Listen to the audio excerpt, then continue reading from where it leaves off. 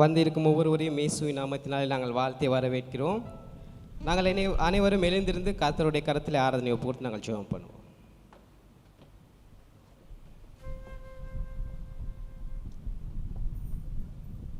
அருமையான ஆண்டவரே, உமக்கு நாங்கள் நன்றி செலுத்துகிறோம். அப்பா, உம்முடைய மாபெரும் கிருபைக்காய் தயவுக்காக நன்றி செலுத்துகிறோம் ராஜா. மீண்டும் ஒரு விஷயமாய் நாங்கள் உம்முடைய அண்டையாய் வரத்தக்கதாக உம்மை பாட, உம்மை துதிக்க, ஆண்டவர் உம்மை போட்டு அந்த ஆராதனையில் நாங்கள் ஒன்று சேர்ந்திருக்கிறோம் தகப்பனே. கர்த்தாவே, உமக்கு நாங்கள் நன்றி செலுத்துகிறோம். நாங்கள் ஒரே குடும்பத்தில் ஆராதிக்க நீர் கொடுத்திருக்கிறதான இந்த சந்தர்ப்பத்திற்காக உமக்கு நாங்கள் நன்றி செலுத்துகிறோம். கர்த்தாவே, இந்த நாளில் நாங்கள் உம்மை துதிக்க, உம்மை பாட முழு பெல்லத்தின் மீது எங்களுக்கு கொடுக்கும்படியாய் நாங்கள் ஜெபிக்கிறோம் ஆண்டவரே. நாங்கள் வாயினால் மாத்திரமல்ல தகப்பனே, எங்களுடைய உள்ளத்திலிருந்து உம்மை ஆராதிக்க நீர் எங்களுக்கு உதவி செய்யும்படியாய் நாங்கள் ஜெபிக்கிறோம் ஆண்டவரே. நாங்கள் உம்மை துதிக்கிற பொழுது ஆண்டவரே, நாங்கள் பாடுகிற பொழுது ஆண்டவரே, எங்களுக்குள்ளாய் காணப்படுகிறதான சோர்வுகள் நீங்கி உம்முடைய வார்த்தைக்குள்ளாய் புது பெலனடியே நீர் எங்களுக்கு உதவி செய்யும்படியாய் நாங்கள் ஜெபிக்கிறோம் ராஜா. நாங்கள் பாடுகிற பாடல்களுக்குள்ளாய் உம்மை அதிகமாய் நாங்கள் மகிமைப்படுத்த நீர் எங்களுக்கு உதவி செய்யுங்கள் கர்த்தாவே. உம்மை போற்ற ஆண்டவரே, உம்மை ஆண்டவரை மகிமைப்படுத்த, உம்மை துதிக்க ஆண்டவரே நீரே எங்களுக்கு உதவி செய்யும்படியாய் நாங்கள் ஜெபிக்கிறோம் ஆண்டவரே. ஆண்டவரே, நாங்கள் பாடுகிற பொழுது உம்மை துதிக்கிற பொழுது எங்களுக்குள்ளாய் காணப்படுகிறதான கட்டுகள் உடையத்தக்கதாக ஆண்டவரே, கஷ்டங்கள் நோய்கள் பிரச்சனைகள் நீங்கத்தக்கதாக ஆண்டவரே, உம்முடைய கிருபை எங்களோடு கூட இருக்கும்படியாய் எங்களோடு கூட செயல்படும்படியாய் நாங்கள் ஜெபிக்கிறோம் ஆண்டவரே. பாடல்குழுவோடு சேர்ந்து நாங்கள் உம்மை முழுமனதோடு உம்மை ஆராதிக்க ஆண்டவரே நீரே எங்களுக்கு உதவி செய்யும்படியாய் நாங்கள் ஜெபிக்கிறோம் தகப்பனே. அதே போல் வார்த்தை கூட ஆண்டவரே நீர் பேச போகிறதற்காக உமக்கு நாங்கள் நன்றி செலுத்துகிறோம் தகப்பனே. இந்த நாளில் நீர் என்னத்தின் எங்களுக்கு சொல்ல வாஞ்சியாக இருக்கிறீரோ, எதை சொல்ல நீர் ஆயத்தமாக இருக்கிறீரோ அதை நாங்கள் கவனமாய் நாங்கள் செய்யுமெடுக்க நீர் உதவி செய்யும்படியாய் நாங்கள் ஜெபிக்கிறோம். அந்த வார்த்தையானது ஆண்டவரே எங்கள் உள்தீரியங்களை ஆராய்ந்து அறிந்த ஆண்டவரே, அவையில் கூட நாங்கள் தவறுகிறதான சந்தர்ப்பங்களை அறிந்து கொள்ள ஆண்டவரே, எங்கள் வாழ்க்கையில் நாங்கள் விடுபட்டிருக்கிறதான காரியங்களிலிருந்து ஆண்டவர் உண்மையாக நாங்கள் கிட்டிச்சேர அந்த வார்த்தையானது எங்களை புடம்பிடும்படியாய் நாங்கள் ஜெபிக்கிறோம் ஆண்டவரே. அந்த வார்த்தை கூட நீங்கள் பேசுவதை நாங்கள் கவனமாய் கேட்டு ஏற்றுக்கொள்ள ஆண்டவரே நீர் எங்களுக்கு மனப்பக்குவத்தை தரும்படியாக நாங்கள் ஜெபிக்கிறோம் ஆண்டவரே. ஆண்டவரே, இந்த வார்த்தை கூட என்ன காரியங்களுக்கு சொல்ல ஆயத்தமாக இருக்கிறீரோ அவையில் நாங்கள் ஏற்றுக்கொள்ள மனமகிழ்ச்சியோடு ஏற்றுக்கொண்டு எங்கள் வாழ்க்கை ஆண்டவரே பக்கமாய் திருப்பிக் கொள்வதற்கு தகப்பனே உதவி செய்யும்படியாய் எல்லாவற்றையும் உடைய கரங்களை ஒப்புக்கொள்கிறோம் ராஜா. நிறைய முழுமையாய் ஆராதனை வழிநடத்தும்படியாய் தகப்பனே எல்லாவற்றையும் உடைய கரங்களை ஒப்புக்கொடுத்து ஜெபிக்கிறோம் எங்கள் ஜீவனுள்ள நல்ல தகப்பனே, ஆமென். இனி நேசித்தீரையா, காருண்யத்தினால் இனி எழுத்து கொண்டீரே. அநாதி ஸ்நேகத்தால் இனி நேசித்தீரையா, காருண்யத்தினால் இனி எழுத்து கொண்டீரே. உங்க அன்பு பெரியது, உங்க இரக்கம் பெரியது, உங்க கிருபை பெரியது, உங்க தயவு பெரியது. உங்க அன்பு பெரியது, உங்க இரக்கம் பெரியது, உங்க கிருபை பெரியது, உங்க தயவு பெரியது. அநாதையாய் அலைந்து தேடி வந்தீரே, அன்பு காட்டி அரவணைத்து காத்து கொண்டீரே. அநாதையாய் அலைந்து தேடி வந்தீரே, அன்பு காட்டி அரவணைத்து காத்து கொண்டீரே. உங்க அன்பு பெரியது, உங்க இரக்கம் பெரியது, உங்க கிருபை பெரியது, உங்க தயவு பெரியது. உங்க அன்பு பெரியது, உங்க இரக்கம் பெரியது, உங்க கிருபை பெரியது, உங்க தயவு பெரியது. தாயின் கருவில் தோன்றும் முன்னே தெரிந்து கொண்டீரே, தாயை போல ஆற்றி தேற்றி அரவணைத்தீரே. தாயின் கருவில் தோன்றும் முன்னே தெரிந்து கொண்டீரே, தாயை போல ஆற்றி தேற்றி அரவணைத்தீரே. உங்க அன்பு பெரியது, உங்க இரக்கம் பெரியது, உங்க கிருபை பெரியது, உங்க தயவு பெரியது. உங்க அன்பு பெரியது, உங்க இரக்கம் பெரியது, உங்க கிருபை பெரியது, உங்க தயவு பெரியது. நடத்தி வந்த பாதைகளை நினைக்கும் போதெல்லாம் கண்ணீரோடு நன்றி சொல்லி துதிக்கிறேன் ஐயா.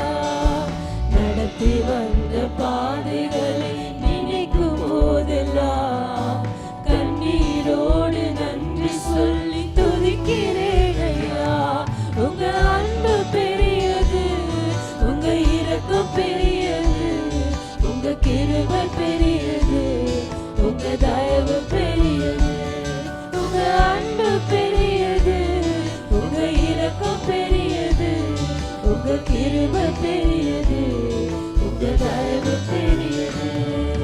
கர்த்தர் செய்ய நினைத்தது தடைபடவில்லை, சகலத்தையும் நன்மைக்காக செய்து முடித்தீரே. கர்த்தர் செய்ய நினைத்தது தடைபடவில்லை, சகலத்தையும் நன்மைக்காக செய்து முடித்தீரே. உங்க அன்பு பெரியது, உங்க இரக்கம் பெரியது, உங்க கிருபை பெரியது, உங்க தயவு பெரியது. உங்க அன்பு பெரியது, உங்க இரக்கம் பெரியது, உங்க கிருபை பெரியது, உங்க தயவு பெரியது. உங்க அன்பு பெரியது, உங்க இரக்கம் பெரியது, உங்க கிருபை பெரியது, உங்க தயவு பெரியது. உங்க அன்பு பெரியது, உங்க இரக்கம் பெரியது, உங்க கிருபை பெரியது, உங்க தயவு பெரியது.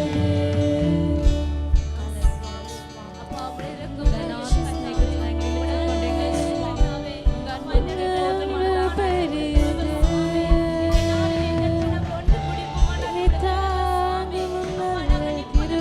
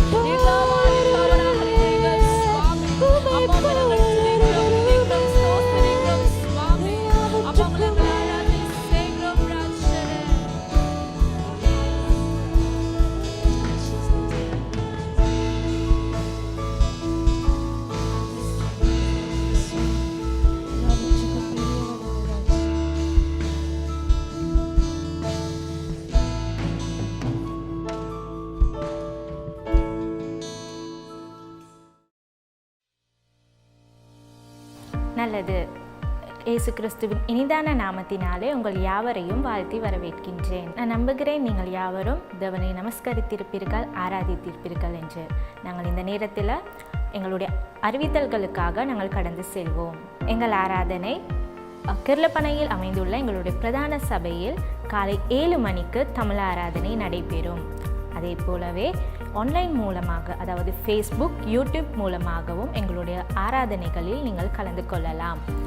நேரடியாகவும் ஆன்லைன் மூலமாகவும் கலந்து கொள்ள உங்களுக்கு கடினமாக இருந்தால் எங்களுடைய வாட்ஸ்அப் ஆடியோ மூலமாக எங்களுடைய ஆராதனைகளை நீங்கள் கேட்டு மகிழலாம். திரையில் காணும் இந்த எண்ணுக்கு உங்களுடைய பெயர், உங்களுடைய வாட்ஸ்அப் எண்ணை நீங்கள் அனுப்பி வைப்பீர்களானால் எங்களுக்கு மிகவும் இலகுவாக இருக்கும் உங்களுக்கு எங்களுடைய ஆடியோக்களை அனுப்பி வைக்க. பிரியமானவர்களே, அதே போல உங்களுக்கு ஜெப தேவைகள், ஆலோசனைகள், விண்ணப்பங்கள் தேவையாக இருந்தால் இந்த திரையில் காணும் இந்த எண்ணுக்கு தொடர்பு கொள்ளுங்கள்.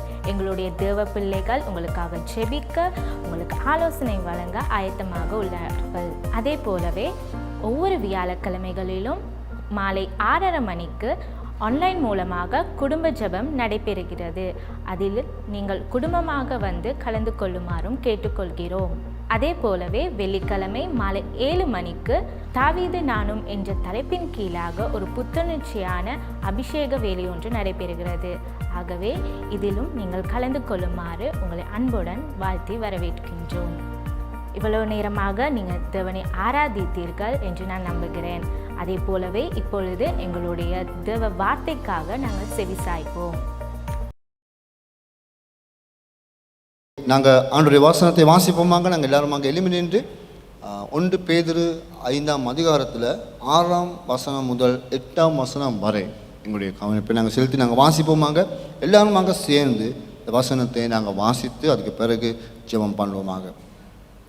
ஆகையால் ஏற்ற காலத்திலே தேவன் உங்களை உயர்த்தும் படிக்கு அவருடைய பலத்த கைக்குள் அடங்கியிருங்கள். அவர் உங்களை விசாரிக்கிறவராய் இருக்கபடியால் உங்கள் கவலைகள் எல்லாம் அவர் மேல் வைத்து விடுங்கள். தெளிந்த புத்தி உள்ளவர்களாய் இருங்கள், விழித்திருங்கள். ஏனெனில் உங்கள் எதிராளியாகிய பிசாசானவன் கெச்சிக்கிற சிங்கம் போல் எவனை விழுங்கலாமோ என்று வகை தேடி சுற்றி திரிகிறான். ஆண்டவருக்கு நாங்கள் அர்ப்பணிப்போமாக. கிருபை நிறைந்த நல்ல ஆண்டவரே, இந்த வார்த்தை நம்முடைய அன்பின் கரங்களுக்கு அர்ப்பணிக்கிறோம். ஆண்டவரே சுவாமி, நாங்கள் சில நேரத்தில் ஒரு எதிர்பார்ப்பு இல்லாமல் நம்முடைய ஒரு பிரச்சனைகளோடு சில நேரத்தில் சவால்கள் மத்தியில் முகம் கொடுத்து நாங்கள் இந்த இடத்துக்கு வந்திருக்கிறோம். ஆண்டவரே, நம்முடைய சன்னிதானத்தில் வந்து அமர்ந்து இருப்பது தான் எங்களுடைய வாழ்க்கையில் உண்மையிலே நிம்மதியும் சமாதானமும் சுவாமி. அப்போ இந்த வார்த்தை நம்முடைய அன்பின் கரங்களுக்கு அர்ப்பணிக்கிறேன். இந்த வார்த்தை கூட நீங்கள் எங்களோடு இருந்து பேசும்படியாக நான் கேட்கிறேன். ஆண்டவரே, எங்களுடைய உள்ளத்தை தேற்றி எங்களுக்கு புதிய ஒரு எதிர்பார்ப்பு தந்து சுவாமி உமக்கு நாங்கள் எங்களுடைய வாழ்க்கை அர்ப்பணிக்கிறவர்களாகவும் இந்த தேசத்தில் சுவாமி உடைய பிள்ளைங்களாக உடைய நாம மகிமைப்படுத்துகிறவர்களாகவும் மாறத்தக்கதான ஆசீர்வாதத்தை நீங்கள் எங்களுக்கு தரும்படியாக கேட்டுக்கொள்கிறோம். கர்த்தாவே, நன்மை கணக்கு அர்ப்பணிக்கிறோம். இயேசுவின் நாமத்தினால் கேட்டுக்கொள்வோம் நல்ல பிதாவே. ஆமேன், ஆமேன், ஆமேன். நான் இன்றைக்கு உங்கள் மத்தியில் எங்களுடைய கவனிப்பை, அதாவது நாங்கள் விசேஷமாக எங்களுடைய நோக்கத்தை நாங்கள் வைக்கிறதா இருந்தால், ஆண்டவர் நமக்கு சொல்வதை செய்யத்தக்கதாக நாங்கள் துணிந்து எங்களை அர்ப்பணிப்போம் என்கிறதான அந்த காரணத்துக்கு கூட நான் பேச விரும்புகிறேன். ஆண்டவர் எங்களுக்கு சொல்லுகிறதால, அதாவது தனிப்பட்ட ரீதியாக உங்களுடைய ஒவ்வொருத்தருக்கும் ஆண்டவர் எங்கள் உள்ளத்தில் பேசுகிறவராக இருக்கிறார். அவர் சொல்வதற்கு அதை செய்யத்தக்கதாக நாங்கள் எங்களை தாழ்த்துவோம், எங்களை நாங்கள் அர்ப்பணிப்போம். ஹல்லேலூயா. சில நேரத்தில் எங்களுடைய வாழ்க்கையில் இந்த காலை வேளையில் நாங்கள் அடிக்கடி பிள்ளைகளுக்கு சொல்லுவோம், கீழ்ப்படியாமல் இருந்தால் தண்டிப்போம் என்று நாங்கள் சொல்லுவோம். சில நேரத்தில் அவர்கள் நாங்கள் சொல்வதை செய்யாமல் இருந்தால் எங்களுக்கு நாங்கள் கோபத்தோடு அவங்களுக்கு தண்டிக்கிறவர்களாக இருக்கிறோம். சிறுவர்கள், எங்களுடைய பிள்ளைகள் நாம் சொல்வதை அவங்க செய்யாமல் இருந்தால் எங்களுடைய மனசுக்கு எவ்வளோ வேதனையாக இருக்குது. நாங்கள் எதிர்பார்க்குற சந்தோஷத்தை அவர்கள் எங்களுக்கு தராவிட்டால் அது எங்களுடைய மனசுக்கு எவ்வளோ ஒரு துன்பத்தையும் ஒரு துயரத்தையும் ஒரு துக்கத்தையும் ஒரு வேதனையும் எங்களுக்கு தருகிறது போல கர்த்தர் எங்களுக்கு சொல்லுகிறது. பாருங்கள், கர்த்தர் எங்களுக்கு சொல்லுவதை, இந்த உலகத்தை படைத்த ஆண்டவர் நம்மிடத்தில் கேட்கிறதை நாம் சரியாக செய்யாவிட்டால் அவருடைய மனசுக்கு எவ்வளோ வேதனையாக இருக்கும். எங்களை படைத்த அப்பா, எங்களோடு இருந்து எங்களை வழிநடத்துக்கிற அப்பா, நாங்கள் அருமையான பாடல்கள் இன்றைக்கி நாங்கள் பாடணும். நேசரே உம் பாதம் அமர்ந்திருந்து அமர்ந்திருந்தால் தான் எங்களுக்கு என்னது நிம்மதி சமாதானம் என்று நாங்கள் பாடணும். அவரோடு இணைந்து இருப்பது எங்களுடைய வாழ்க்கை பூராவே எங்களுக்கு ஒரு சமாதானமும் நிம்மதியாகவும் இருக்குது. இந்த பேதுரு நாங்கள் பார்க்குறோம், அவனுடைய ஒரு அருமையான ஒரு சீசனாக இருந்தால் அவன் இந்த நிருபத்தை எழுதும் பொழுது இஸ்ரவேல் சபையானது, அதாவது ஆண்டவரை தெரிந்து கொள்ளப்பட்ட விசுவாசிகள், ஆண்டவர் அறிந்த விசுவாசிகள் பல உபத்திரவங்கள் மத்தியில் போய் கொண்டிருக்கிறதான ஒரு சூழ்நிலையில் அவர் இந்த நிருபத்தை எழுதுகிறார். பல உபத்திரவங்கள் அவங்க மத்தியில் நடந்தது. அதாவது இஸ்ரவேல் அந்த திருச்சபையானது பல இடங்களுக்கு சிதறிக்கப்பட்டது. அப்படி போகிறதான அந்த காலகட்டத்தில் ஆண்டவரோட நம்பிக்கையாக இருக்கிற சபைக்கு, விசுவாசிகளுக்கு, ஊழியக்காரர்களுக்கு எழுதுறதான ஒரு நிருபமாக இந்த பேதுரு, 1 பேதுரு எங்களுக்கு எடுத்துக்கொள்ளலாம். ஆகவே 5ஆம் அதிகாரத்தை நீங்கள் வாசிக்க தகுந்த முதல் பகுதியில் நாங்கள் 6ஆம் வசனம் வாசித்தோம். அதாவது 1ஆம் வசனத்திலிருந்து நீங்கள் 5ஆம் வசனம் வரை வாசித்தால் என்றால் சபை ஊழியக்காரங்களுக்காக கொடுக்கிறதான ஆலோசனைகளாக இருக்கிறது. அவர்களுடைய மனசை குறித்து, அவங்களுடைய நடத்தை குறித்து, அவங்களுடைய மெய்ப்பத்துவத்தை குறித்து அவர் பேசுகிறார்.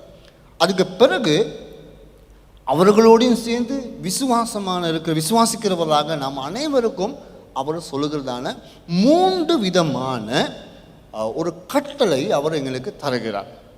அந்த நான் வாசித்ததான இந்த பகுதியில் அந்த 3 விதமான கட்டளை என்ன என்கிறதையும் ஆண்டவர் அதுவும் கூட நமக்கு கொடுக்கிறதான பலன், ஆசீர்வாதம் என்ன என்கிறதையும் குறித்து தான் இன்று நான் உங்கள் மத்தியில் விரும்புகிறேன் பேசுகிறதுக்கு. ஆகவே முதலாவதாக ஒவ்வொரு நிருபங்களை நீங்கள் வாசிக்கும் பொழுது அங்கே உள்ளடங்கி இருக்கிறதான ஆண்டவர் மறைமுகமாக சொல்லுகிறதான கட்டளை என்ன என்பதை நாங்கள் அறிந்து கொள்ள வேண்டும், தெரிந்து கொள்ள வேண்டும். அந்த கட்டளை சரியாக நாங்கள் புரிந்து கொண்டால் ஆண்டவர் நமக்கு சொல்லுகிறதான செய்தி, அதாவது அவனோட வழிநடத்தலை எங்களுக்கு சரியாக உணரலாம், புரியலாம். ஆகவே இந்த காலை வேளையில் அந்த சிந்தனையோடு நாங்கள் இந்த ஆண்டுடைய வார்த்தைக்கு நாங்கள் போவோமாக. நான் நினைக்கிறேன் நீங்கள் எல்லாருமாக நல்ல ஆர்வத்தோடும் சந்தோஷத்தோடு இருப்பீங்கன்னு சொல்லி ஆண்டுடைய வசனத்தை கேட்பதுக்கு, அவருடைய கட்டளைகளுக்கு நாங்கள் சரியாக செவிமடுத்து, எங்களுடைய செவிகளை கொடுத்து அதை நாங்கள் சரியாக கேட்டு அறிந்து நாங்கள் வாழ்வோம் இருந்தால் அது எங்களுடைய குடும்பங்களுக்கு, எங்களுடைய பிள்ளைகளுக்கு, எங்களுக்கு ஒரு சமாதானமான நிம்மதியான வாழ்க்கை எங்களுக்கு வாழலாம். இந்த வார்த்தையில் 1ஆம் கட்டளை 6ஆம் அதிகாரத்தில் உள்ளடங்கப்பட்டிருக்கிறது. ஆகவே ஆகையால் 1ஆம் பாருங்கள், ஆகையால் ஏற்ற காலத்திலே தேவன் உங்களை உயர்த்தும் படிக்கு அவருடைய பலத்த கைக்குள் அடங்கியிருங்கள்.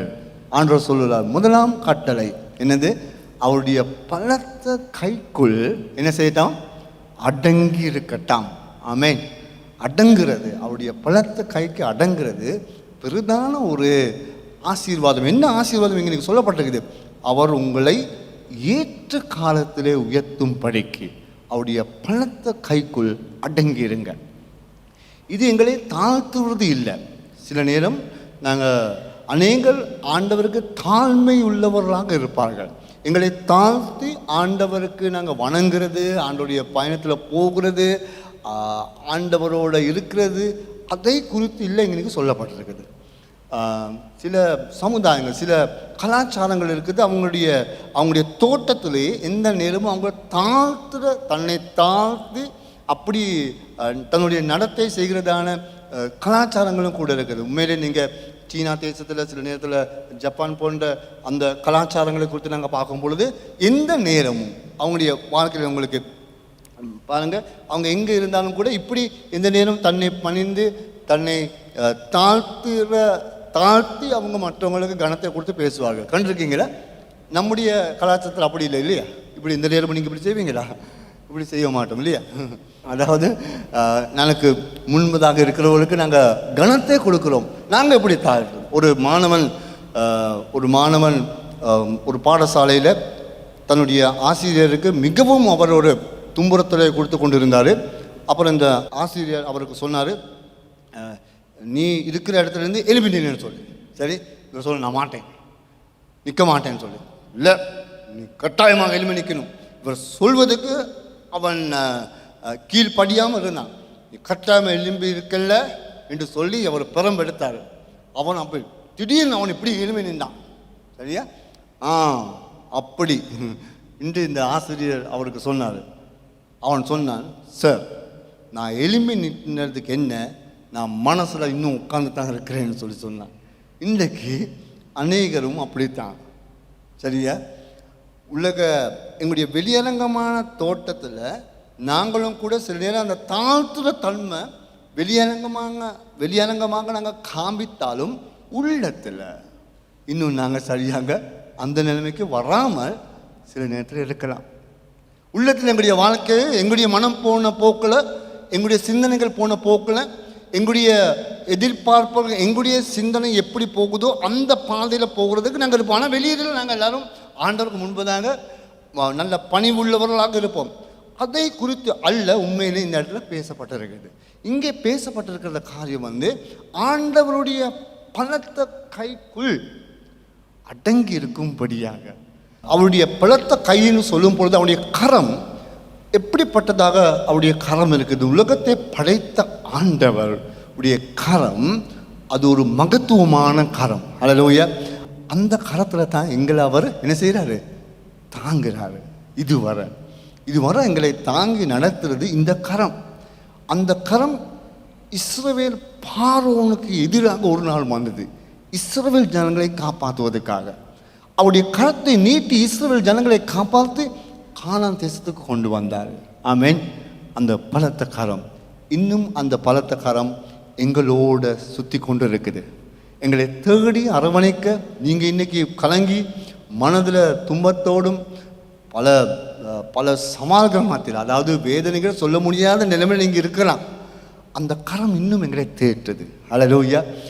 வானத்தையும் பூமியும் ஒரு பக்கத்தில் ஓரமாக படைத்து உருவாக்கி மனிதனை உருவாக்கின கரம், மனிதனை மண்ணால் உருவாக்கினார் என்று வேதம் சொல்லுகிறது. அதாவது அப்படி எடுத்து சும்மா அப்படி படைக்கவில்லை, கையால் செய்தார், அவருடைய கரத்தினாலே செய்தார், மூச்சியை கொடுத்தார். அந்த கரமானது அந்த மகிமையான கரம் இந்த இடத்துல நீங்கள் போகிறதான உபத்திரவங்கள் மத்தியில், வேதனைகள் மத்தியில், துன்பங்கள் மத்தியில் அந்த கரத்துக்குள்ளாங்க அடங்கி இருக்கும்படியாக ஆண்டவர் இந்த இடத்துல கேட்டுக்கொள்கிறாங்க. இவர் இப்போ ஏண்ட கரத்துக்குள்ளாக எனக்கு, சரியா, ஆண்டவருக்குள்ள எனக்கு கரத்துக்குள்ளாக அடங்கி இருந்தால் எப்படி இவர் இருக்கணும் என்கிறதை காண்பிக்கிறதுக்காக நான் சொல்ல விரும்புகிறேன். சரியா? அப்போ நான் ஒரு அதிகாரி நாங்கள் நினைப்போம். சரியா? நான் ஒரு அதிகாரி, இவர் ஒரு சாதாரண மனிதன். இவர் எனக்கு அகப்பட்டுட்டார். அதாவது எனக்கு என் கரத்துக்குள்ளாக என் கரத்துக்குள்ளாக இவர் இருக்க போகிறார். சரியா? அப்படின்னா நான் இப்போ நீங்கள் முழங்கால் இருக்கணும். சரியா? நான் சொல்கிறேன், இப்போ இவர் எனக்கு கீழ்ப்படிஞ்சிருக்கிறார். சரியா? இப்போ நான் தான் இவரை வழி நடத்துகிறேன். சரி, எலும்பு போ.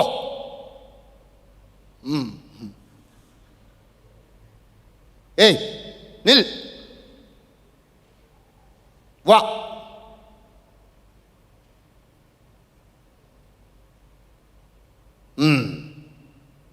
போ.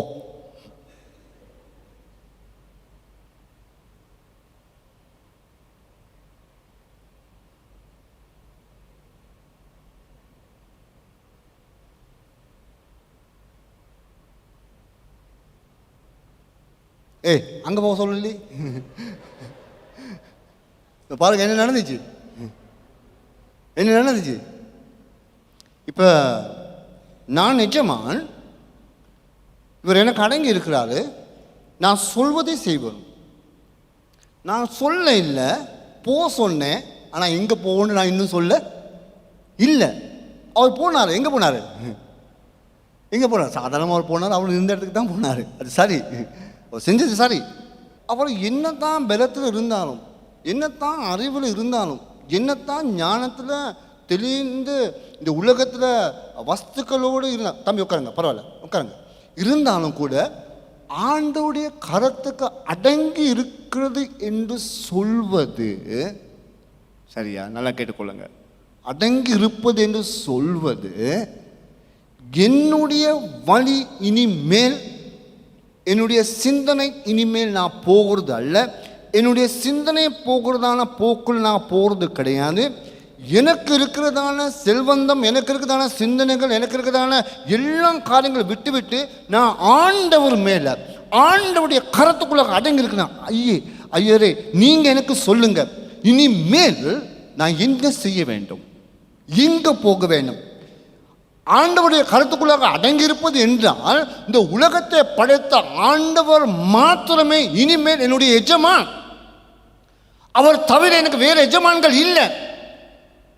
பணமோ வசதியோ தகுதியோ இந்த உலகத்தில் உங்களுக்கு எஜமானாக இருந்தால், இந்த உலக பாவம் உங்களை சுற்றி உங்களை ஆளுகை செய்கிறதால அதை எல்லாத்தையும் விட்டு இனிமேல் நான் என்னுடைய படைத்த என்னை உருவாக்கின உலக இரட்சகராக இருக்கிற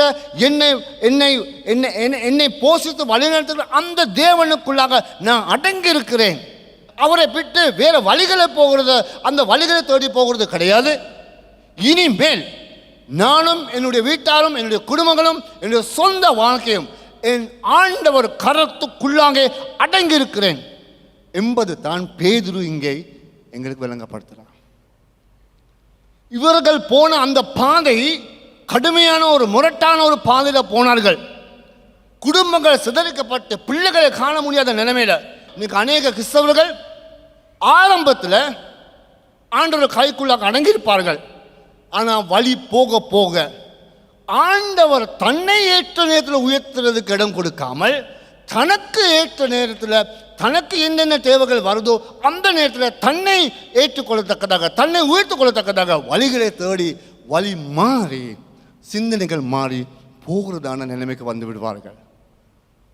பேதுரு சொல்லுகிறார், படைத்த தேவன் எங்களோடு இருக்கிறார். ஹல்லேலூயா. அவருடைய கரங்களுக்கு நாங்கள் அடங்கி இருந்தால் என்றால் இனிமேல் சாதாரணமாக சொன்னால் ஒரு வாலிபனை எடுத்தது காரணம் அதுதான். வாலிப வயதில் அநேக எங்களுக்கு சிந்தனைகள் இருக்குது, அநேக நோக்கங்கள் நிறைவேற்றத்தக்கதாக எங்களுடைய மன சிந்தனையும் ஓடிக்கொண்டிருக்குது. ஒவ்வொரு வாலிபர்களும் உங்களுடைய இந்த காலகட்டத்தில் நான் ஆண்டோடைய கரத்துக்குள்ளாக அடங்கி இருக்கிறேனா என்கிறது நாங்கள் சிந்திக்க வேண்டியதாக இருக்குது. அவருடைய சிந்தனை, இந்த படைத்த தேவனுடைய சிந்தனை, அந்த சித்தத்தை நிறைவேற்றுகிறவனாக நான் இந்த உலகத்தில் வாழ்ந்து கொண்டிருக்கிறேனா என்கிறதை நாங்கள் சிந்திக்க வேண்டியது. பெற்றோரை உங்களிடத்தில் நான் கேட்க விரும்புகிறேன், உண்மையில் நீங்கள் உங்களுடைய குடும்பமாக ஆண்டுடைய கருத்துக்குள்ளாக அடங்கியிருக்கிறீங்க, அவருடைய கருத்துக்குள்ளாக நான் இருக்கிறேன், அவர் சொல்வதை செய்ய நான் அடங்கியிருக்கேன். அது சில நேரம் எனக்கு மனசுக்கு ஆறுதலாக இருக்கலாம், சமாதானமாக இருக்கலாம், நிம்மதியாக இருக்கலாம், சில நேரத்தில் மனசுக்கு ஏற்றுக்கொள்ள முடியாத தன்மையாக இருக்கலாம். யோசேப்பு பல இடங்கள் அவர் பல குழிகளை விழுந்தார், பல பிரச்சனைகள் மத்தியில் போனார். எல்லாமே அவருடைய சொந்த வாழ்க்கையில் ஏற்றுக்கொள்ள தன்மைகள் கிடையாது. யாரும் விரும்புறது சும்மா ஏதோ ஏனோத்தானு சொல்லி சிறைச்சாலைக்கு போகிறதுக்கு வழியில் குழியில் விழுறதுக்கு யாரும் விரும்புறது? யாருமே விரும்ப மாட்டார்கள். எல்லாருமே விரும்புறது சந்தோஷமாக இருக்குது. ஆனால் சில பாதைகள் ஆண்டவர் எங்களை அனுமதிக்கிறார்கள். நாங்கள் ஆண்டவருடைய காலத்துக்குள்ள அங்கே அடங்கி இருந்தால் நான் விசுவாசிக்கிறேன் 100க்கு 1000 வீதம் நான் விசுவாசிக்கிறேன். கர்த்தர் ஏற்ற நேரத்தில் எங்களை உயர்த்துகிறவராக இருக்கிறார். ஹல்லேலூயா. ஏற்ற நேரம் கர்த்தர் எங்களை உயர்த்துகிறவராக இருக்கிறார். இந்த வேளையில் சில நேரம் ஐயோ நான் எப்படி என்னுடைய வாழ்க்கையில் நான் ஆண்டவர் என்னை எப்போ உயர்த்துவார் என்று நீங்கள் சிந்தித்து கொண்டு இருக்கிறதா என்றால் உங்களுடைய நேரம் கிடையாது, அது உங்களுடைய மனசில் இருக்கிறதான சிந்தனை கிடையாது, உங்களுக்கு வருகிறதான நாள் கிடையாது. அது கர்த்தர் எங்களுக்கு கொடுக்கிறதான நேரமாக இருக்கும். அந்த நேரத்தில் நிச்சயமாக கர்த்தர் எங்களை உயர்த்துகிறவராக இருக்கிறார். ஹல்லேலூயா. ஆண்டவருக்கு ஸ்தோத்திரம். ஆண்டவருடைய கரம் பலத்த கரம். அவர் என்ன ஆபத்து மத்தியில் போனாலும், என்ன உபத்திரவ மத்தியில் போனாலும், என்ன துன்பங்கள் மத்தியில் போனாலும் உண்மையிலே ஆண்டுடைய கரத்துக்குள்ளாக அடங்கி இருக்கிறவர்களை அவர் ஏற்ற நேரத்தில் உயர்த்துகிறவராக இருக்கிறார். அவர் எனக்கு என்ன சொல்கிறாரோ அது போதும். அது வர ஆண்டவரே நான் நீர் சொல்கிறத பாதையில் போகிறதுக்கு நான் ஆயத்தமாக இருக்கிறேன். ஹல்லேலூயா.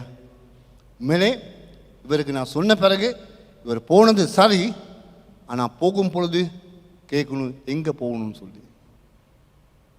நான் இருக்கிற இடத்துக்கே போய் உட்கார்ந்து இருக்கிறது நான் இன்னும் சொல்ல இல்லை.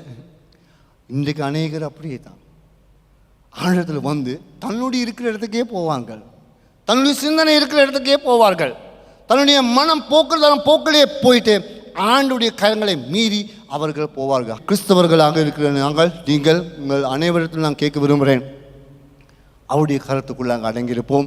கர்த்தர் எங்களை ஏற்ற நேரத்தில் உயர்த்துகிறார். இரண்டாவதாக அவர் கொடுக்கிறார் இன்னொரு கட்டளை, அவர் உங்களை விசாரிக்கிறவரானபடியால் உங்கள் கவலைகள் எல்லாம் அவர் மேல் வைத்து விடுங்கள்.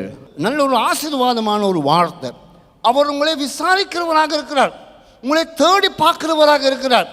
உங்களை விசாரித்து உங்களுக்கு என்னென்ன தேவைகளோடு இருக்கிறீங்களோ, என்னென்ன பிரச்சனைகளோடு இருக்கீங்களோ, இந்த உலகத்தில் கண்ணீரோடு இருக்கிறீங்களா, என்ன பிரச்சனைகளோடு இருக்கிறார், கர்த்தர் உங்களை விசாரிக்கிறவராக இருக்கிறார். இந்த உலகத்தில் யாருமே இல்லை எங்களுடைய பிரச்சனைகள் சொல்லி எங்களுடைய மனசுக்கு ஒரு ஆறுதலை பெற்றுக்கொள்வதற்கு. இந்த உலகத்தில் யாருக்குமே புரியாது எங்களுடைய வேதனை இருக்கிறதான ஆழம் எப்படின்னு சொல்லி புரியாது, அதில் இருக்கிற தன்மை எப்படின்னு சொல்லி புரியாது, அதில் இருக்கிற தரம் எப்படின்னு சொல்லி புரியாது. காயம் இருக்கிறவனுக்கு தான் அதில் இருக்கிற வேதனை எப்படின்னு தெரியும். அதே போல் உங்களுடைய வேதனை இந்த யாருக்குமே புரியாது. கணவனுக்கோ மனைவிக்கோ கூட சொல்ல முடியாது. அந்த வேதனை எப்படிப்படுதுன்னு தெரியாது. நீங்கள் போகிறதான பல வேதனைகள் மத்தியில் இன்றைக்கு நாங்கள் இறுகி போய் எங்களுக்கு வெளியே வர முடியாமல் இருக்கலாம். ஆனால் இந்த இடத்துல கர்த்தர் சொல்லுகிறார், அவர் உங்களை விசாரிக்கிறவராக இருக்கிறார், அவர் எங்களை தேடி பார்க்கிறவராக இருக்கிறார். யாராவது தினந்தோறும் எங்களை தேடி பார்த்து நீங்கள் எப்படி இருக்கீங்க, உங்களுக்கு என்னென்ன தேவை, என்ன தேவை அதை எனக்கு சொல்லுங்கள், நான் உங்களுக்கு செஞ்சு தரேன்னு சொல்கிறதா இருந்தால் அது எங்களுடைய மனசுக்கு எப்படி ஒரு ஆறுதலாக இருக்கும் பாருங்கள், எப்படி ஒரு ஆசீர்வாதமாக இருக்கும் சொல்லி கர்த்தர் சொல்கிறார், நான் உங்களை தேடி பார்க்குறேன், நான் விசாரிக்கிறவனாக இருக்கிறேன். ஆகையால் உங்களுடைய அவர் சொல்கிறார், உங்களுடைய கவலைகள் எல்லாம், உங்களுடைய பாரங்கள் எல்லாம், உங்களுடைய வேதனைகள் எல்லாம் அவர் மேல் வைத்து விடுங்கள். ஹல்லேலூயா. சங்கீதம் 55ஆம் அதிகாரத்தில் 22ஆம் வசனத்தில் சொல்லப்பட்டிருக்குது ஒரு கருத்து இன்றைக்கு மிக முக்கியமாக இருக்குது. என்னென்னு சொன்னால், கர்த்தர் மேல் உன் பாரத்தை எல்லாவற்றையும் வைத்து விடு, பாரத்தை எல்லாத்தையும் வைத்து விடு. இந்த இடத்துல சொல்லப்படுறது அதுக்கு ஒரு சமானமாக, அதாவது அதுக்கு ஒரு ஏற்றுக்கொள்ளத்தக்கதாக அந்த வார்த்தையோடு ஒப்பிட்டு நாங்கள் பார்க்கும் பொழுது இங்கே சொல்லப்பட்டிருக்கிறதான காரியமும் அதோடு நாங்கள் இணைத்து பார்த்தால் அது அர்த்தம் சரியாக எங்களுக்கு புரிந்து கொள்ளலாம். அது சாதாரணமாக உங்களுடைய வீட்டில் குப்பை நிறைஞ்சா அந்த குப்பை லொரி வரமுட்டு நாங்கள் காத்து கொண்டு இருப்போம் இல்லையா? அப்படி காத்து கொண்டு இருக்கும்போது ஒரு கிழமைக்கு குப்பை லொரி வராவிட்டால் எப்படி இருக்கும்? உங்களுடைய சமையல் அறையில் எப்படி இருக்கும்? நாரும் இல்லையா? குப்பை லொரி வருது, அவன் கத்துதான், குணு குணு குணு குப்பை கொண்டு வாங்கன்னு கொண்டான். உங்களோட ஒரு கிழமையாக வராமல் இருந்து இப்போ தான் வாரான். வரும்போது உங்களுடைய மனசுக்கு எப்படி தோணும், எப்படி இருக்கும்? அப்பா வந்துட்டாங்க ஐயா. வந்த உடனே நாங்கள் போய் ஓடி போய் சமையல் அறையிலே எங்கேயாவது அந்த குப்பைகள் இருக்கிறது எல்லாத்தையும் டக்குன்னு சேர்த்து நாரிக்கொண்டு அந்த புல்லு பிடிச்சி கொண்டு இருக்கிறத எல்லாத்தையும் டக்குன்னு சேர்த்து நாங்கள் குப்பை லொரிக்கிட்ட வந்து என்ன செய்வோம், எரிஞ்சு நாங்கள் தூக்கி எரிஞ்சு குப்பைங்க எல்லாம் போடு எல்லாத்தையும் போட்டு நாறுது வீட்டில் ஷி அப்படின்னு சொல்லுவோம் இல்லையா? இந்த இடத்துல ஆண்டவர் சொல்லுகிறார், இவர்கள் மரணம் அந்த அதாவது மரணம் ஒரு பள்ளத்தாக்கிற போல அந்த அந்த உபத்திரவங்க மாத்திரம் போகிறார்கள்.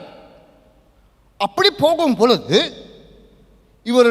இவர் இங்கே பேதுரு அவர்களுக்கு நினைவு பூத்துறார், அதாவது நினைவு காமிக்கிறாரு. உங்களுடைய கவலைகள் என்ன கவலைகளோடு இருக்கிறீங்க? சங்கீதம் புத்தகம் சொல்றது, கர்த்தர் உன் பாரத்தை, உன் பாரங்கள், உன் வேதனைகள் எல்லாத்தையும் கர்த்தர் மேல் வைத்து விடு. அந்த குப்பை லொரி வர்றது போல தான் அந்த வார்த்தையில் உண்மையான அர்த்தம். உன் பாரங்கள் எல்லாம் வேதனைகள் நீ எப்படி இந்த குப்பைகளை தூக்கி எறிகிறோ அதே போல கர்த்தர் மேல் வைத்து விடு என்று சொல்கிறார். இங்கே பாருங்க, இந்த வசனத்தில் பேதுரு புத்தகத்தில் அவர் சொல்றார், உன் கவலைகள் எல்லாம் அவர் மேல் வைத்து விடுங்கள், அவர் உங்களை விசாரிக்கிறவராக இருக்கிறார். வைத்து விடு என்று சொல்லும் பொழுது உண்மையிலே இயேசு ஒரு நாள் அந்த கல்வாரி மலைக்கு போகிறதால சிலுவை சுமந்து கொண்டு மிகவும் சுமக்க முடியாத கால்கள் எல்லாம் கொஞ்சம் தடுமாடுற நிலைமையில் அவர் அந்த மலைக்கு போய்கொண்டு இருக்கிறாரு. பாரத்தை சுமக்க முடியாத நிலைமையில அவர் சுமந்து கொண்டு போகிறாரு. அந்த சுமந்து கொண்டு போகிறதான பாரங்கள் அவருடைய பாரங்கள் கிடையாது. அவர் பிறப்பிலிருந்து கொண்டு வந்த சாபங்களோ பாவங்களோ கிடையாது. அவருக்கு இருக்கிறதான பாரங்களும் கிடையாது. ஆனால் நம்முடைய பாரங்கள், நம்முடைய வேதனைகள், நம்முடைய சாபங்கள், நாற்றம் அடிக்கிறதான சாபங்கள், கருமங்கள், பாவங்களை, அந்த பாரங்களை அவர் சுமந்து கொண்டு போகிறவராக இருக்கிறார். அந்த சுமந்து கொண்டு போகிறதான அந்த பாதையில் அவருடைய தோள் மேல் இந்த இடத்துல அவர் சொல்றார், நீ போகிறதான மரண பள்ளத்தாகட்டும், நீ போகிறதான இருளான பாதையாகட்டும், துன்பமான பாதையாகட்டும், உன் வாழ்க்கையில் நீ போகிறதான கஷ்டமான பாதையாகட்டும், அந்த கவலை அவர் சுமந்து தீர்க்கிறவருடைய அந்த தோள் மேல் தூக்கி எறி என்று சொல்லித்தான் அவர் சொல்லப்படுறது. காரணம், அவர் உன்னை விசாரிக்கிறவர். ஹல்லேலூயா. குப்பை நொறியில தூக்கி எரிஞ்ச பிறகு திருப்பி யாராவது போய் ஐயோ நான் மறந்துட்டு போட்டுட்டேன்னு சொல்லி தூக்கி எடுத்துகிட்டு வருவீங்களா? எடுத்துகிட்டு வருவீங்களா? நாங்கள் யாருமே எடுக்க மாட்டோம். ஏன்? அது போயிட்டு எரிஞ்சிட்டோம்.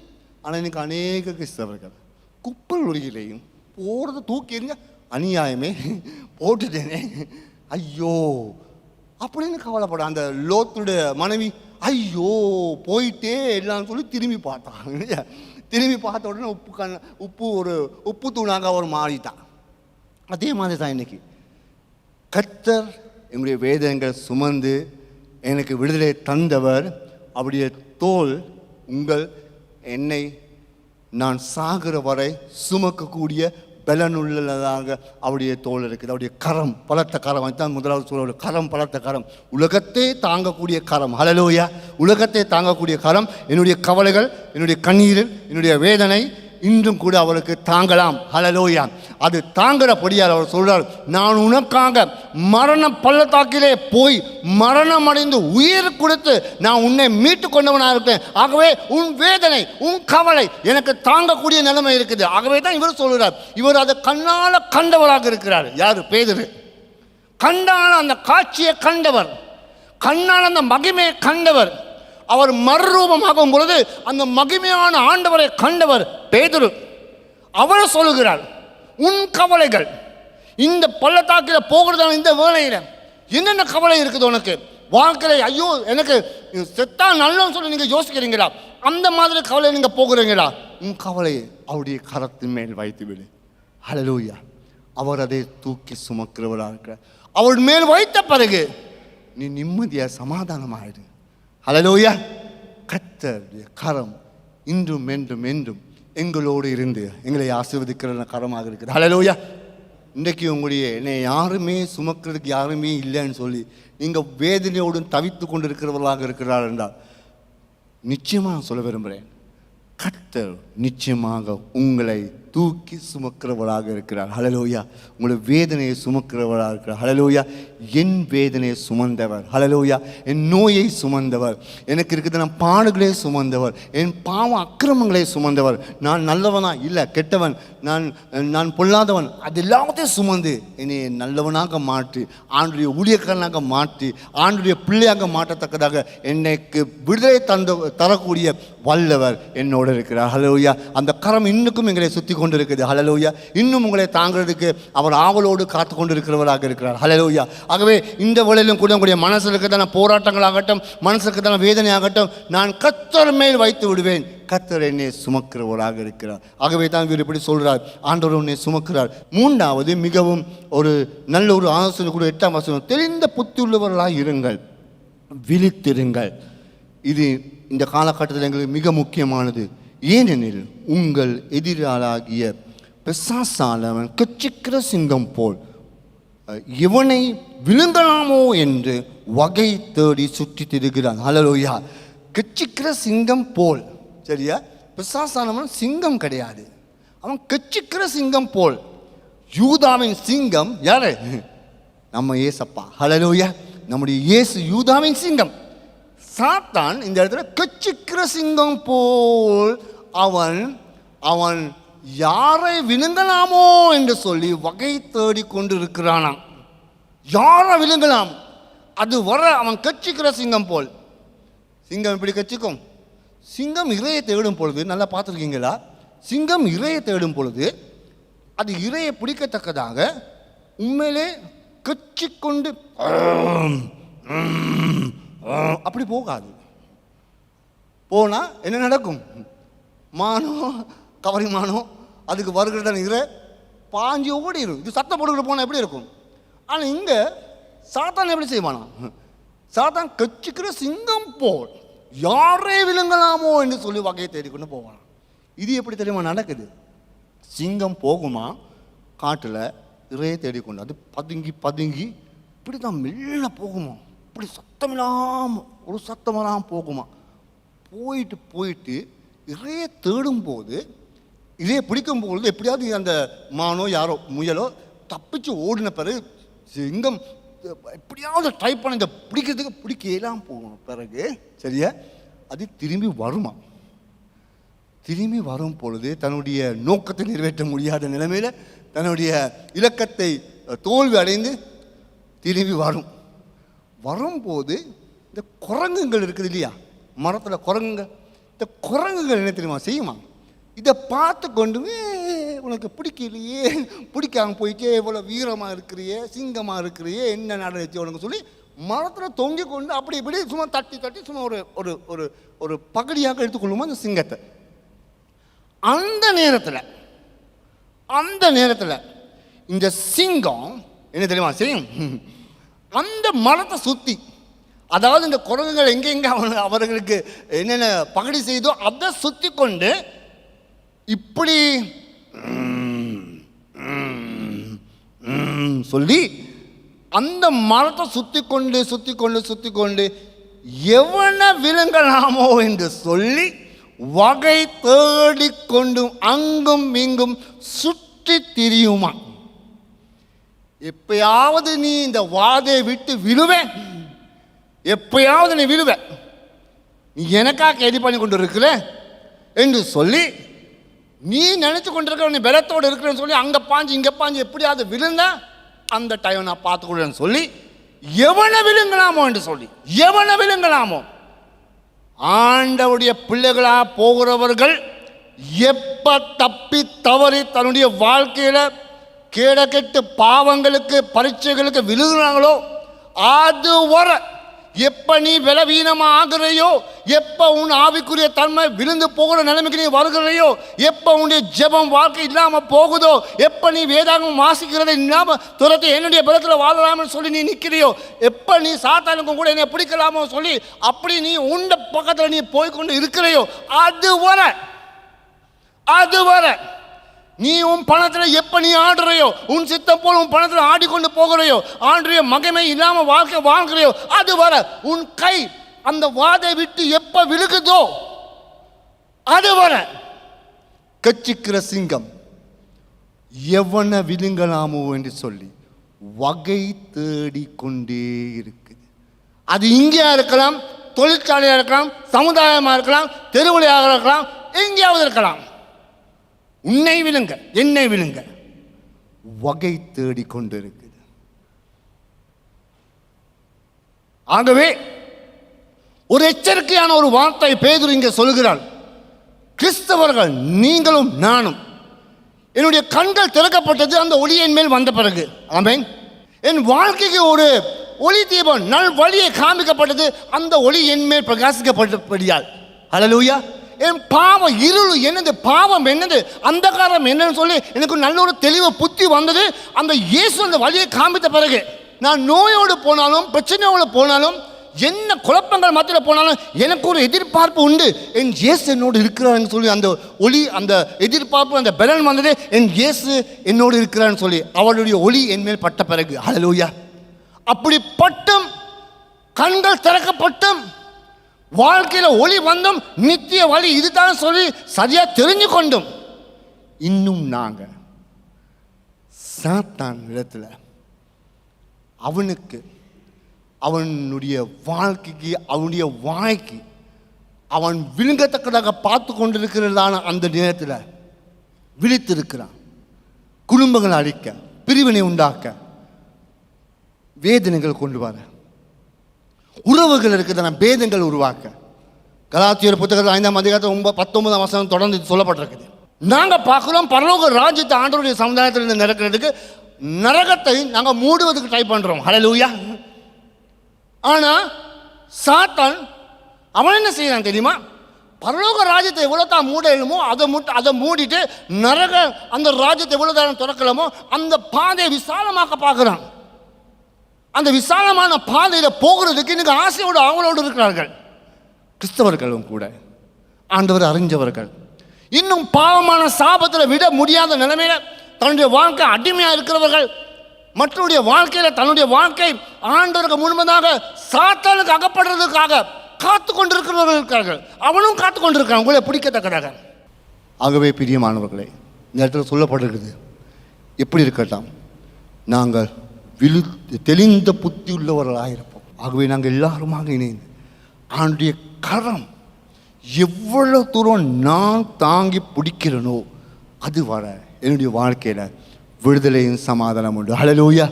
ஆண்டவருமே தன்னுடைய பாரங்களை வைக்காமல், ஆண்டவருமே தன்னுடைய இரக்கங்கள் தன்னுடைய துக்கங்களை கூறாமல், ஆண்டவருமே அந்த பாரத்தை வைத்து விடுதலை பெறாமல் தனக்கு தெரிந்த நிலங்களை போய் பார்த்து எப்படி தனக்கு செழிப்புகள் வரும், செல்வந்தங்கள் வரும், வழி எப்படி திறக்கணும்னு சொல்லி அந்த பாதைகளை தேடி கொண்டு அங்கே போய் தன்னுடைய கவலைகள் வைக்கிறார்கள். சிலர் மற்ற யாருக்கும் நாங்கள் சொல்லலாம், ஆனால் இன்னும் ஆண்டவருக்கு நாங்கள் சொல்லாமல் அதோடு என்னை வகை தேடிக்கொண்டு என்னை விழுங்கலாமோ என்று சொல்லி பார்த்து கொண்டு இருக்கிறவனை அறியாமல் அந்த இருளில் வாழ்கிற கிறிஸ்தவர்களாகவும் நாங்கள் வாழலாம். ஆகவே இந்த கால வேளையில் ஆண்டவர் சொல்லுகிறதான அந்த கட்டளைக்கு முதலாவது அவருடைய கரத்துக்குள்ளாக அடங்கியிருப்போம். நான் ரட்சிக்கப்படுகிறது எஜமானுக்கு கீழ்ப்படிவது. அதில் அர்த்தம் இனிமேல் என் வாழ்க்கையில் வருகிறதான பிரச்சனைகள் என்னை தூக்கி சுமக்கிறதுக்கு ஒருவர் இருக்கிறார். அவர் தூக்கி சுமந்தார், அவர் மாத்திரம் எனக்கு போதும். அந்த வழி மாட்டும் போதும். அந்த பாதையில் மரணம் இருளாக இருக்கட்டும், வேதனையாக இருக்கலாம், அவர் எனக்கு போதும், அவர் என்னோடு இருக்கிறாருங்கிறது அந்த நம்பிக்கை. மூன்றாவது, எங்களை எந்த நேரம் நாங்கள் யாராக இருக்கலாம் இந்த பரீட்சைக்கு விழுந்து போகிறலாம், பாவ சாபத்துக்கு விழுந்து போகிறலாம், சாத்தானுடைய செயலுக்கு நாங்கள் அகப்படலாம். அதை தெரிந்து புத்தி உள்ளவர்களாக வாழ்ந்து இறுதி வர தேவனுடைய நாமத்தை மகிமைப்படுத்துவோமாக. ஹல்லேலூயா. நாங்கள் எளிமையிலிருந்து எங்களை அர்ப்பணிப்போமா ஆண்டவருக்கு? என்னுடைய வாழ்க்கையை நான் ஆண்டவருக்கு அர்ப்பணிக்கிறேன். ஐயா, இந்த காலை உள்ள சுவாமி, நான் உன் பாதமணியில் வருகிறேன். கர்த்தர் உங்களே பார்த்து கொண்டு இருக்கிறார், கர்த்தர் உங்களோடு இருக்கிறார். நீங்களும் அவருடைய நாமம் மகிமைப்படுத்துவதாக கர்த்தர் உங்களே அழைக்கிறார். ஹல்லேலூயா. ஆகவே நாங்கள் எல்லாருமாக எங்களுடைய மனசை விட்டு நாங்கள் சொல்லுவோம், ஆண்டவரே நான் என்ன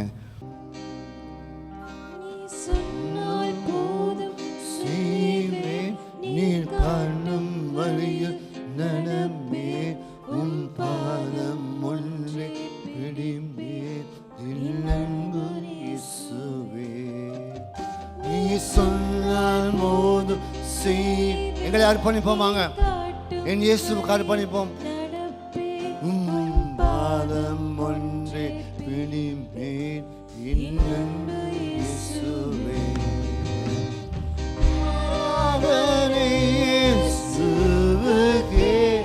கரங்களை உயர்த்தி சொல்லுவோமா, என் ஆண்டவரை ஆராதனை இயேசுவுக்கே, ஆராதனை இயேசுவுக்கே, ஆராதனை இயேசுவுக்கே.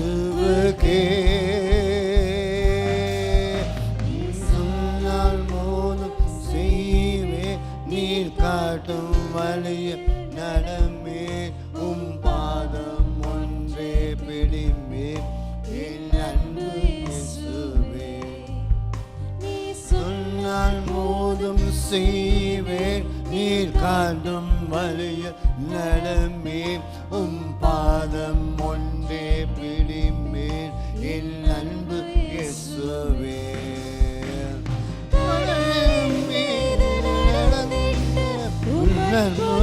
மாதங்கள் எனக்கு முன்னே செல்வதா,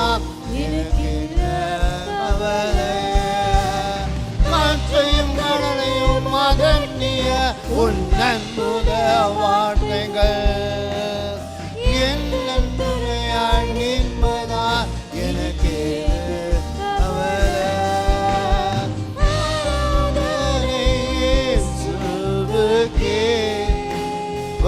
ஆராதிப்போமாக. ஆராதனை இயேசுவுக்கே. ஆராதிப்போம். அல்லேலூயா. ஆராதனை இயேசுவுக்கே. ஆராதனை இயேசுவுக்கே.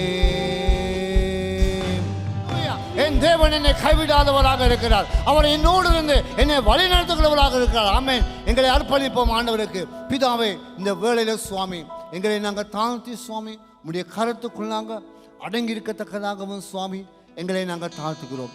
அதோடு சுவாமி என்னை விசாரிக்கிறவராக இருக்கிறபடியாக சுவாமி என் வேதனைகள் சுமந்து தீர்த்து என்னை வழிநடத்துகிறவராக இருக்கிறபடியாக என் கவலைகள் எல்லாம் மாண்டில் நான் பாரம் கொடுக்கிறேன், ஒப்பு கொடுக்கிறேன் ஆண்டவரே. அப்பா சுவாமி, இந்த உலகத்தில் தெரிந்த புத்தி உள்ளவராக நடக்கத்தக்கதாக சுவாமி நீங்கள் எனக்கு ஆசீர்வதித்து வழிநடத்தும்படியாக ஜெபிக்கிறேன். இந்த காலை வேளையில் சுவாமி இந்த இடத்துல வந்திருக்கிற யாவரும் மேலாக இந்த வார்த்தை அவங்களுடைய உள்ளத்தில் அவங்களுடைய இருதயத்தில் சுவாமி இந்த வாரத்தில் எழும்பி பிரகாசிக்கத்தக்கதாக அந்த ஆசீர்வாதத்தை தருவீராக சுவாமி. உடன்மை கரங்கள் அர்ப்பணிக்கிறோம் இயேசுவின் நாமத்தில் கிடைக்கும் நல்ல பிதாவே. ஆமேன், ஆமேன், ஆமேன். இப்பொழுது தேவனுடைய கிருபையும் குமாரனுடைய அந்த அன்பு பாசமும் இரக்கமும் என்னை வேதனைகளை சுமந்து என்னை வழிநடத்துகிற அந்த குமாரனுடைய வழிநடத்தலும் பரிசுத்த ஆவியானுடைய வழிநடத்தலும் இன்றும் என்றும் எப்பொழுதும் எங்களோடு இருப்பதாக. ஆமேன், ஆமேன். ஹல்லேலூயா. கர்த்தர் உங்களை ஆசீர்வதிப்பாராக. சந்தோஷமாக போய்வாங்க. கர்த்தர் தாமே எங்களோடு இருந்து எங்களை வழிநடத்துவதாக இருக்கிறார். நன்றி. கர்த்தர் உங்களை ஆசீர்வதிப்பாராக. ஆமேன்.